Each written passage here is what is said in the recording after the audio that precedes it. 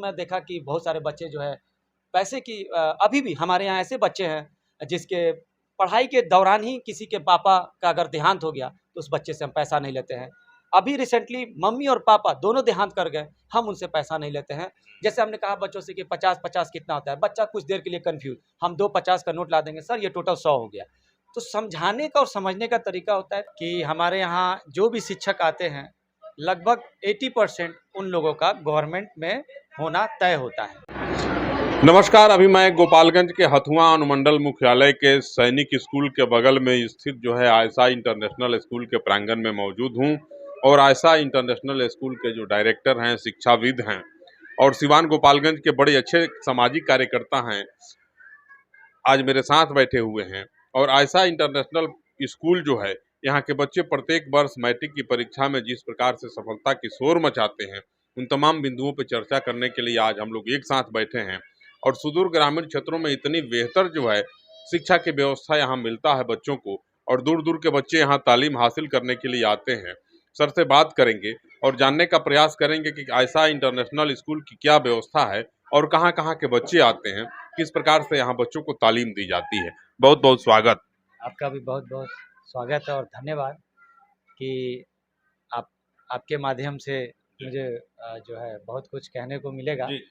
लेकिन हम शॉर्ट में यही कहना चाहेंगे कि इस स्कूल की विशेषताओं के बारे में आपको मैं बताना चाहूँगा कि हमारे यहाँ जो भी शिक्षक आते हैं लगभग 80% उन लोगों का गवर्नमेंट में होना तय होता है। अभी तक हमारे स्कूल के प्रांगण से लगभग 5 शिक्षक जो सरकारी टीचर बन चुके हैं।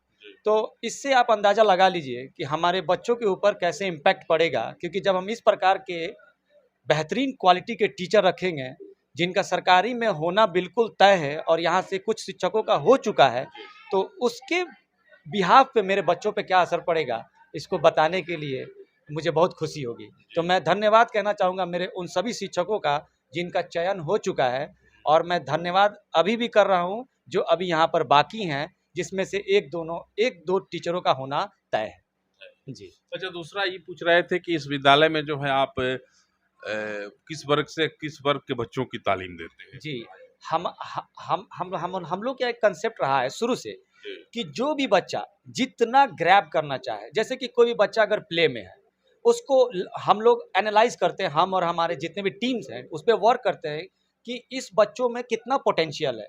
अगर मान लीजिए कोई बच्चा, देखिए सारे बच्चे अपनी सोच से वो तेज होते हैं, कोई ये नहीं कहे कि नहीं ये मेरा बच्चा मंद बुद्धि है, ये तेज नहीं है, ऐसा बिल्कुल नहीं है। समझने का और साइकोलॉजी इफेक्ट होता है कि वो किस तरह के माहौल में रह रहा है और वो चीज़ों को कैसे समझता है। मिसाल के तौर पे आपको बता रहा हूँ कि अगर कोई बच्चा है, हम लोग पूछते हैं कि बेटा 2+2 क्या होता है, आसान भाषा में बता दिया। अगर कोई बच्चा नहीं जान रहा है तो हम लोग 2 सिक्का लेके आते हैं और वो सिक्का से सिक्के द्वारा हम लोग कहते हैं कि बेटा इसको पहचानने की कोशिश कीजिए, तो वो बहुत आसानी से समझ जाता है। जैसे हमने कहा बच्चों से कि 50-50 कितना होता है, बच्चा कुछ देर के लिए कंफ्यूज, हम 2 50 का नोट ला देंगे, सर ये टोटल 100 हो गया। तो समझाने का और समझने का तरीका होता है। तो हम लोगों ने एक अभियान चलाया ओलंपियाड, जो एक बहुत हायर लेवल का कंपटीशन होता है पूरे वर्ल्ड में। तो हमने कोशिश किया कि एक बार इसको हम लोग कोशिश करें, जिसमें से हमारे यहाँ 48 बच्चों में से 9 बच्चे फर्स्ट सेकंड राउंड क्लियर किए, थर्ड तक नहीं पहुंच पाए, इसलिए कि वो काफ़ी हायर क्लास का चीज़ होता है। अगर वो बच्चा 2 में है तो उससे 5वां और 6वां तक का उसमें सवाल आता है। अब इतना आप अनुमान लगा लीजिए कि जो हमारे पास किताबें हैं ओलंपियाड का, जो क्लास 5th में है उसमें 9th 10th 11th 12 का कॉम्बिनेशन है, तो वो पॉसिबल नहीं है। तो इसलिए मैं आपको ये सच चीज़ बताना चाहता हूँ कि अभी हमारे हथुआ इलाका में भी बहुत ऐसे बच्चे हैं जो यहाँ से मेडिकल क्षेत्र में अपना झंडा गाड़े हुए हैं, आईआईटी में अपना झंडा गाड़े हुए हैं, लेकिन अभी जो थोड़ा सा कंपटीशन का लेवल हाई हुआ है, जिसके वजह से हमारे अब जो बच्चे हैं वो डिक्लाइन हो रहे हैं। और इसका मुझे हमेशा से टेंशन रहता है कि ज़माने के हिसाब से थोड़ा बच्चों को चलना बहुत ज़रूरी है। इसलिए ये हम कभी भी नहीं कहते हैं कि बेटा आपको जो किताब मन रहा है, आप एनसीईआरटी पढ़ना चाहते हैं, आर.डी. वर्मा सर का पढ़ना चाहते हैं, आप एस चांद सर का पढ़ना चाहते हैं, आप लेके आइए, क्योंकि दुनिया में 1+1=2 हर जगह होता है। हम इसलिए ये नहीं कहते कि नहीं एक ही पार्टिकुलर किताब से। कभी बच्चों से बच्चा अगर दूसरा क्लास में है तो मैं तीसरा और चौथा खुद से किताब खरीद कर ला के बोलता हूँ कि बेटा अगर आपसे ये बन रहा है तो बना सकते हैं, तो लाइए सर, हम कोशिश करते हैं। सबसे बड़ी विशेषता आप में यह है, और इलाके में मैं भी कई लोगों से सुनता हूं कि जो मेधावी बच्चे हैं, पैसा के दौलत के अभाव में वे बढ़िया से उनकी पढ़ाई नहीं हो पाती है, उन तमाम बच्चों को आप घर जाते हैं, उन बच्चों को लाते हैं और मुफ्त में किताब देते हैं, कॉपी देते हैं, पठन पाठन की तमाम सामग्री भी देते हैं और उसको पढ़ाते भी हैं। ये प्रेरणा कहाँ से जगती है आप? ये प्रेरणा जो है सच में बताया जाए तो हमारे ख़ानदान दर ख़ानदान में मेरी दादी भी जो है मकतब स्कूल अंग्रेज़ के ज़माने से वो पढ़ाते आती थी। जो उस वक़्त प्रथा नहीं था औरतों को बाहर निकलना, तो घर के अंदर ही जैसे हम अपने बड़े से बुज़ुर्ग से पूछते हैं तो वो लोग बताते हैं कि आपकी दादी जो है मिट्टी का कुछ वो सेब, केला बनाकर बच्चों से मँगवाती थी। उसके बाद से हमारे पिताजी जो अभी नहीं रहे इस दुनिया में, वो मिलिट्री इंजीनियरिंग सर्विस में थे और चाचा जी हमारे जो थे वो हमारे रिजर्व बैंक ऑफ इंडिया। तो हम लोगों का जो बैकग्राउंड शुरू से रहा है वो एजुकेशनल रहा है। लेकिन सन 2003 तक जो हमने इंटर किया तो मैं अपने पढ़ाई से संतुष्ट नहीं था। अपने यहाँ मैं माफ़ी चाहूँगा ये बात कहते हुए, एक शिक्षक को नहीं कहना चाहिए, लेकिन जो मैं आपसे अपनी बात इसलिए कहना चाहता हूँ और इस माध्यम से बताना चाहता हूँ कि हम लोग के समय में थोड़ा बहुत इधर उधर चीट करके बच्चे पास होना शुरू किए थे, जिससे बच्चों का मनोबल टूटा और उन्होंने अपने माइंड को डाइवर्ट कर लिया कि अब नेक्स्ट 12 भी हमारा चीट से होगा। तो हमने ये चीज़ मिलाया कि अगर बच्चों को शुरू से हम लोग अगर चीट का सहारा देते रहेंगे तो वो बच्चा आगे जाएगा तो जाहिर सी बात है वो फेलियर होगा। इसका भुगतान मैं भुगत चुका हूँ।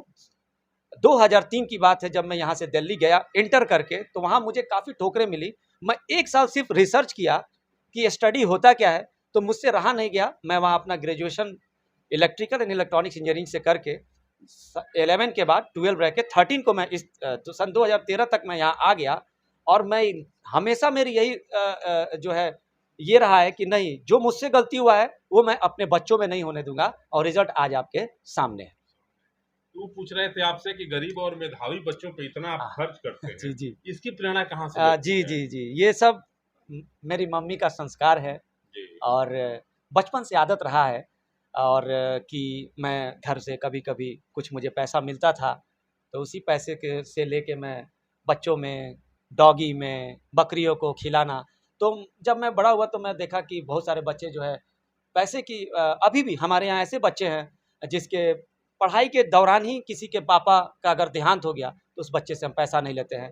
अभी रिसेंटली मम्मी और पापा दोनों देहांत कर गए, हम उनसे पैसा नहीं लेते हैं और उनके घर जाके ये भी कहते हैं कि बेटा अगर किसी चीज़ में कमी हो तो हमसे एक बार कहा जाए, हमें हमसे जितना हो सकेगा हम करेंगे। अभी तक में हमने 60 बच्चों को, हमारे यहाँ लगभग किसी के मम्मी तो किसी के पापा और किसी के मम्मी पापा दोनों नहीं हैं, 60 बच्चे अभी तक हमारे रिकॉर्ड में थे जिनसे हम पैसा एक नया भी नहीं लेते।